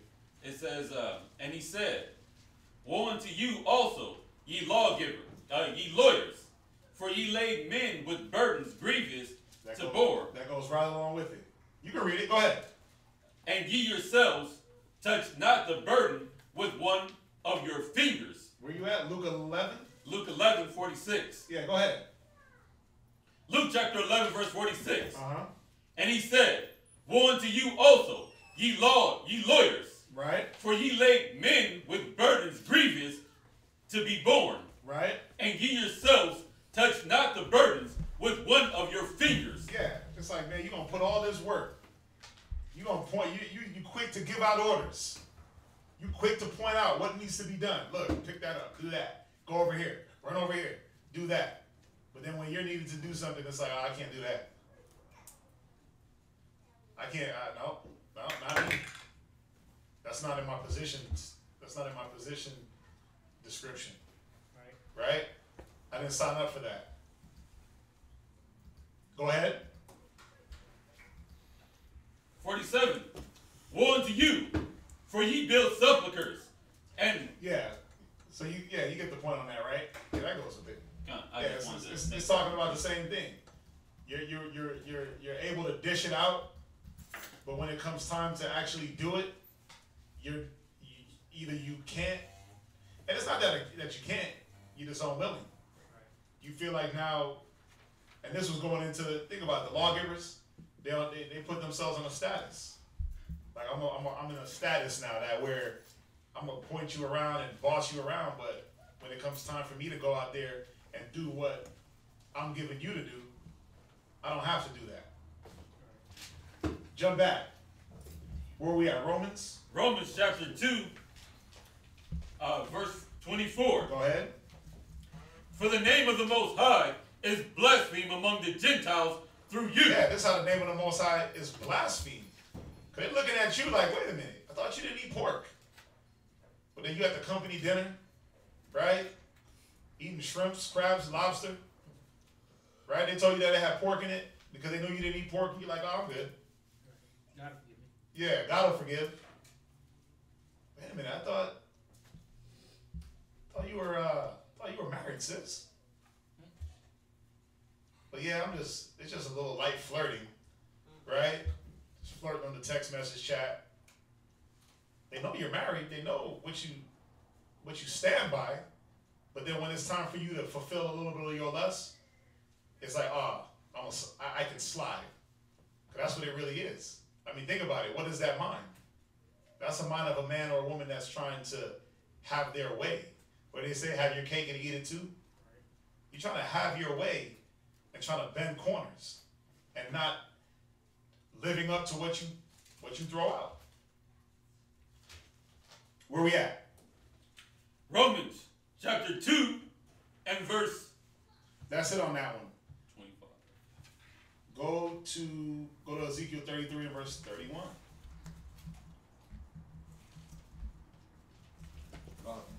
So we got to see why. Why is it that we talk the talk but we don't live it? What is it about us? What is it? What do y'all think? Why is it so easy for us to talk it but not do it? Faithfulness. We lack faithfulness. Lack faith. What else? There's probably not going to be any wrong answers. Well, because like the saying in the world, easier said than done. Easier said than done. Go ahead. You know, people it's easy to talk strong or talk wise and talk like you got sense, but then when it comes to the actually performing of it, then there's problems. Right. You don't always want to uphold to what came out of your own mouth. If you profess to be wise. What you got, Lamar? We lose sight of the power of the Creator. You said we lose sight? Yeah, we lose like that faith that what he created, what he could actually build us up to be off of his power, off of his strength, rather than fighting and start to feed into our own mind and what we can do, rather than just let him take control of our whole life. I like that. You said we feed into our own minds, right? Go to Ezekiel 33 and verse 31. That's it. You're in your own mind. I mean, we've been saying it the whole class, but literally you're in your own mind. You're like, I can do better by myself. And not alone, I mean by myself, by my own doing. I can do better. I can do better than my forefathers. I can do better than the people that laid down the laws. I can do better. So guess what? I'm going to try it. I'm going to try it and we're going to see what happens. Read that, Ezekiel chapter 33 and verse 31. Ezekiel chapter 33, verse 31. And they come unto thee as the people cometh. And they sit before thee as my people. And they hear thy words. They do what? They hear thy words. Go ahead. But they will not do them. Yeah, see, this is the problem with Israel, man. We hear the words. I love a good sermon. We love a good sermon. We love to be talked to. We love it. Why do you think we love going to church? We love going to church because they know how to talk to us. They go to school to talk the way they talk. With the different tones. They add the music in. We love that. We hear the words. Go ahead. Come. And hear thy words, but they will not do them. Go ahead. For with their mouth they show much love. Yeah. We show much love with our mouth. Again, we talk it. We talk a good one. Israel talks a good one. We'll talk it up. Yeah, I'm this, I'm that. I can do this. Man, if that was me, that's my favorite. Man, if that was me, I would do this, this, this, and this. But what happens when it is you? You make the same mistake as the person you were telling, man, if that was me, just fold. You fold up. If that was me, that's the most famous saying ever, if that was me. Because why? Hindsight is always 20/20, right? Famous last words. You said what? I said, on the list of famous last words. Yeah, if that was me, I would. But yeah, that was you. And what did you do? That's gonna be you. What are you going to do? Are you gonna do what works? Are you gonna do the will of the Most High? Or are you gonna do what your mind tells you to do? Read on. Come, but their hearts goeth after their covetousness. Their hearts go after what? Their covetousness. See, and that's the problem. That's the problem, where your heart is set on, how can I covet? The next rib, the new shoes, my next vehicle, my apartment. How can I covet these things and not worry about how to strive lawfully? Because that's the thing. Brothers don't want to strive, sisters don't want to strive lawfully.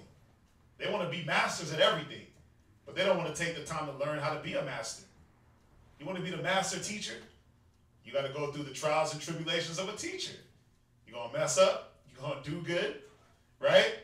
But you got to take those blows. You got to live through that. Or you can just say, you know what? I messed up. I'm good. I don't want to teach no more. I can't handle it. Ain't for me. It ain't for, yeah, it's not in my spirit, brother. Fold up, drop the mic, walk off the podium, never be seen from. Or you could just say, you know, I'm going to press through. Take your bumps, take your knocks. But that's just in life. When it comes to that trial, that tribulation, it's like, man, I don't want to deal with that. I want to be the master. I want to be the brain surgeon without going to school. I want to be the preacher without going to school. I don't want to be taught a damn thing. I just want to know it. Most High bless me. Man, he ain't blessing you. You gotta go through it. You gotta go through all the ups, the downs of whatever position you're seeking. You gotta go through those moments when it's like, damn, okay, really? You gotta go through it.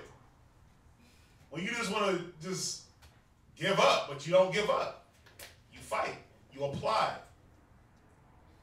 You counsel. You talk. But a lot of brothers, they do what? Read it one more time. God. But their heart goes after their covetousness. Yeah, but their heart, sisters too, their heart goes after their covetousness. I want to be alone. So guess what? I'm going to go be alone. I know I'm dealing with something right now where I should be around like-minded people that's going to help me. But nah, I'm going to go sit in the corner. Because my mind is telling me go sit in the corner. It's as simple as that. The scriptures say there's safety in the multitude of counselors. But I don't want to do that. I don't want to go through the steps of what it takes for me to open my mouth, open my brain, spill out what's inside. Right? I just want to go sit in the corner and be silent. The scriptures say, deal with your wife according to knowledge. I don't want to do that. I just want to yell, scream, or just not talk to her. Right? Act like she ain't there. Pay more attention to the TV. That's what I want to do because it's too hard for me to muster up a conversation and get into her brain and figure out how I can help. The scriptures say to deal with your kids, chastise them. Raise a child from a youth as he should be and he won't depart. But nah, I don't want to do that. I'm going to sit in front of the TV all day long and hope for the best. If he watches enough video games, hopefully he'll become a video game programmer. Right? Yeah, he'll be a gamer. It don't make sense. It don't make sense because we follow after our own covetousness. Go to Isaiah 29 and 13. Y'all with me so far? Yeah. Isaiah chapter 29 and verse 13. God. Isaiah chapter 29 verse 13. Go ahead. Wherefore the Lord... Wait for everybody to get it. I'm sorry. Go ahead. God, Isaiah chapter 29, verse 13. Wherefore the Lord said, for as much as this people draw near me with their mouth. Yeah, as much talking as you do, like praise the Lord, hallelujah, the Most High, Rakatah Yahweh. As much as that you do, that Israel does on a whole, I'll die for the truth. Right? You ready to die for the truth the first day you walk into the building. It's like, you just got here. You just got here. What's up, Edith? What's up, Edith? You looking at me? Because it's true. Edith's over here cracking up. I'm ready to die, right? Brothers be ready to die for the truth. I was like that. As soon as I walked in, I was like, Jesus is black. I'll die for this. I was ready. But I had to walk my walk. I couldn't just be ready to die for something and not walk towards the death at least. Right? I at least had to put myself in a position to get there if I was ready to die for it. Some brothers be like, yeah, I'll die for the truth. And you never see them ever again. They be on the couch, literally dying. Literally wasting away. But see, we draw near with our lips, with our mouth. Babe, I love you. I'll die for you. And as soon as you get out of order, man, I can't stand her. Get out the house.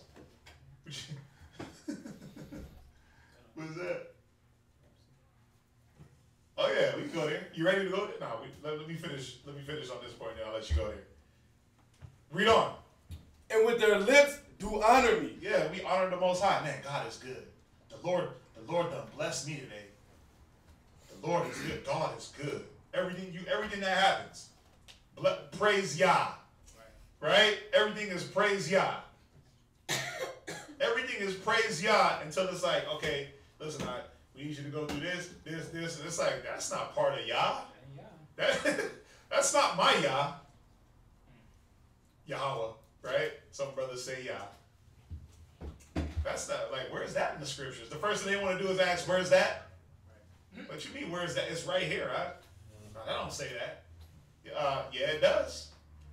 Yeah, it does. Instead of having to die for the truth, you need to be that living sacrifice. Like it says in Romans, you don't have to die for this. You just got to be the living sacrifice. Meaning what? You got to put in some work. You got to give up your mind. You got to give up your body. For what?